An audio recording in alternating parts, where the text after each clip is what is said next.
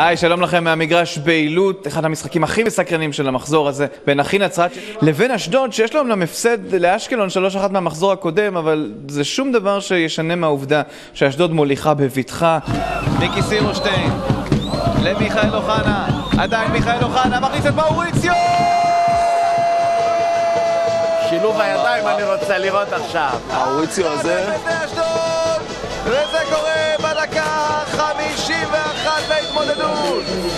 רגע, שילוב הידיים. הופה. איזה יופי של גול. שי, אתה מת על השילוב ידיים, אבל תראה אוחנה. תראה איזה כדור. אוחנה להדיע. הנה מיכאל אוחנה, תראו את המעברים שהוא פותח. מה יעשה מיכאל אוחנה? יש לו את דין דוד בצד אחד, מעדיף למסור לצד השני. זה יכול להיות השני לאשדוד, והכדור בחוץ. קרן. זה הולך לקרן אחרי ההזדמנות הזו של רועי בקל. משה אוחיון עם הכדור לתוך הרחבה, והנגיחה של מאוריציו הולכת למשקוף.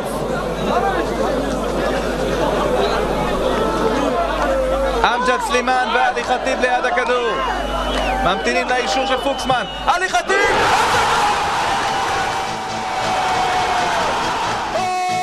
שוויון אחת פעילות! הקהל חוגג ביציעים!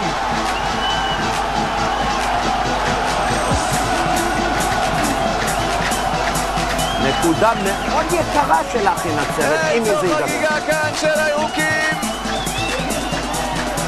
וג'רפי לא יכול להושיע את אשדוד.